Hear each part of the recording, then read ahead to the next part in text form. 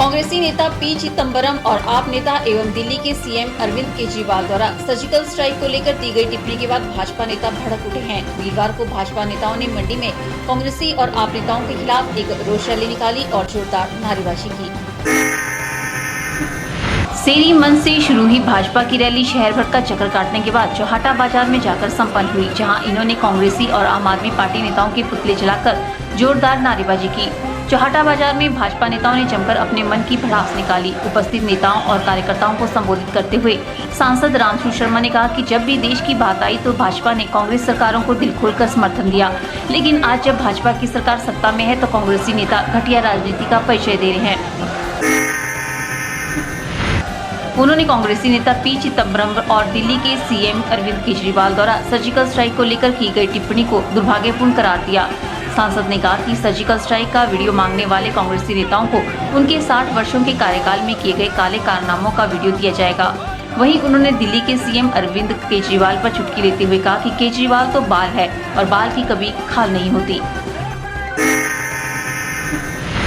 इंदिरा गांधी ने बांग्लादेश बनाया था, हमारी पार्टी ने समर्थन दिया था।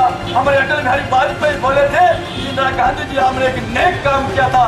आज दुख होता है पी चिदम्बरम इतने वरिष्ठ नेता कांग्रेस पार्टी कहते हैं केजरीवाल को तो छोड़ दो, केजरीवाल को केजरीवाल है पर बाल की कोई खाल नहीं होती, इसलिए उनकी चिंता छोड़ दो। लेकिन दुख होता है कि देश के कांग्रेस के इतने बड़े नेता ने कांग्रेस के नेता कहते हैं वीडियो जारी करो। पहले तो तुम्हारे वीडियो जारी करोगे, तुमने 60 वर्ष क्या किया कांग्रेस वालों, तुम्हारे वीडियो बताएंगे पूरे देश को कहाँ का आत्मसमर्पण किया तुमने।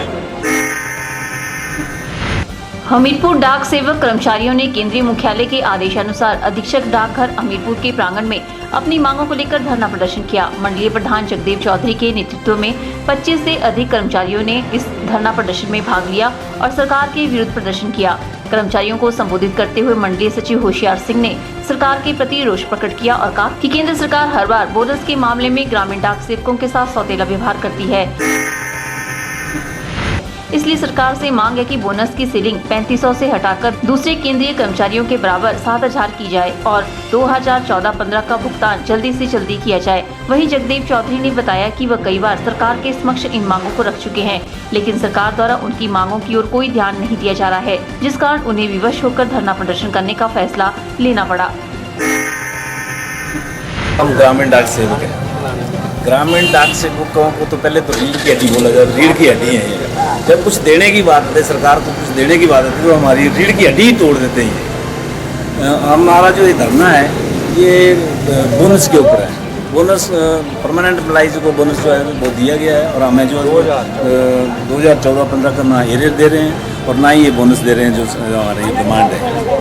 तो अगर हमारी ये डिमांड पूरी नहीं की गई तो हम आगे भी एजुकेशन जारी रखेंगे। 19-20 को हमने स्ट्राइक रखी हुई है हमारे जो और ये धरना जो है डिवीजन लेवल के ऊपर है, ऑल इंडिया में डिवीजन लेवल के ऊपर धरना है। और अगर ये मांगे नहीं मानी गई हमारी तो 19-20 को हम स्ट्राइक के ऊपर जाएंगे। शिक्षा विभाग व प्रदेश सरकार की बेहतर शिक्षा देने की पोल चंबा जिला में लगातार खुल रही है। जिले के अधिकांश विद्यालयों में शिक्षकों की कमी से पढ़ाई का स्तर गिरता हुआ नजर आ रहा है। सरकार ने क्षेत्र में विद्यालयों को अपग्रेड तो कर दिया है, पर विद्यालय शिक्षकों की कमी से जूझते नजर आ रहे हैं। ये मामला भटियात विधानसभा के अंतर्गत आने वाले राजकीय वरिष्ठ माध्यमिक पाठशाला बलेरा का है। महत्वपूर्ण विषयों के पीरियड में खेलकूद और हो गई छुट्टी, कुछ ऐसा ही हाल है चंबा के बलेरा के इस सरकारी स्कूल का। यहाँ करीब 270 छात्रों के भविष्य पर तलवार लटक गई है। छात्र यहाँ से दूसरे स्कूलों की तरफ पलायन करने की सोच रहे हैं। कारण है यहाँ कई महत्वपूर्ण विषयों के अध्यापकों का न होना। इस साल का सेशन खत्म होने वाला है, फाइनल एग्जाम आने वाले हैं, किंतु स्कूल में कई महत्वपूर्ण विषयों के अध्यापक नहीं है। बहुत सारे महत्वपूर्ण विषयों की पढ़ाई यहाँ बंद पड़ी है, जिससे बच्चों का भविष्य अधर में लटक गया है। यहाँ इंग्लिश, टीजीटी, नॉन मेडिकल जैसे महत्वपूर्ण विषयों की भी पढ़ाई नहीं हो पा रही है और यहाँ क्लर्क और चपरासी के भी पद खाली है। ऐसे में विद्यार्थी महत्वपूर्ण विषय पढ़ने की बजाय खेलकूद कर ही अपना समय बिताने पर मजबूर है। स्कूली छात्रों ने बताया कि उनके स्कूल में अध्यापकों की बहुत कमी है, जिससे उनकी ठीक से पढ़ाई नहीं हो पा रही है। बहुत से विषय पूरा साल नहीं पढ़ाए गए हैं। उन्होंने सरकार से मांग की है कि स्कूल में जल्द स्टाफ मुहैया करवाया जाए। हमारे यहाँ पे हिस्ट्री, इंग्लिश और आईपी के लेक्चरर नहीं हैं, जिसके कारण कि हमें हमारी पढ़ाई में बहुत ही समस्या हो रही है। हम इंग्लिश पढ़ना चाहते हैं, पर हमारे लिए इंग्लिश के कोई लेक्चरर नहीं है और हमारे पेपर भी नज़दीक आ रहे हैं, जिसके कारण कि हमारी पढ़ाई में समस्या हो रही है। हम चाहते हैं कि विभाग हमें इंग्लिश के लेक्चरर भेजे, हिस्ट्री के, और हमारी पढ़ाई रोज़ाना से अच्छी तरह से हो। हमारे यहाँ ड्राइंग और सोशल स्टडी के टीचर नहीं हैं, जिससे हमारी पढ़ाई में बहुत मुश्किल आ रही है। हम चाहते हैं कि हमें ड्राइंग और सोशल स्टडी के टीचर मिले। स्कूल के एसएमसी प्रधान ओम प्रकाश ने बताया कि उनके स्कूल में लंबे समय से कई अध्यापकों के पद खाली हैं। उन्होंने कहा कि उनके इलाके में बहुत से बच्चे पढ़ने में होशियार हैं, जो काफी आगे निकल सकते हैं, किंतु अध्यापकों की कमी से वह आगे नहीं बढ़ पा रहे हैं। उन्होंने कहा कि शिक्षा विभाग से बार-बार मांग के बावजूद उनकी समस्या जस की तस बनी हुई है।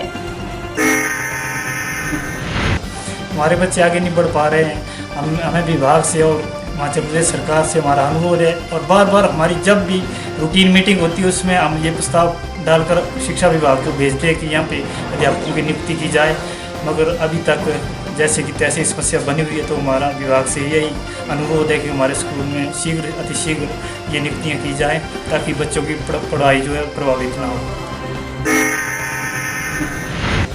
वहीं इस मामले पर एसडीएम डलहौजी गौरव चौधरी ने संबंधित विभाग से संपर्क करने की बात कही।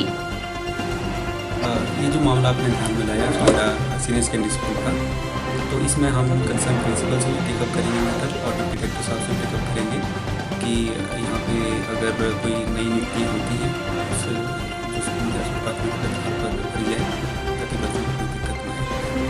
क्योंकि एडमिनिस्ट्रेशन सेशन में पूरा हो रहा है, अगर एक महीना भी कोई टीचर रेगुलर आ जाता है तो उनके लिए काफ़ी बेनिफिशियल रहेगा। प्रदेश सरकार व शिक्षा विभाग शिक्षा को लेकर बड़े बड़े दावे करती है कि बच्चों को बेहतर शिक्षा दी जा रही है, किंतु इस स्कूल की हालत देखकर आप खुद अंदाजा लगा सकते हैं कि जमीनी हकीकत क्या है।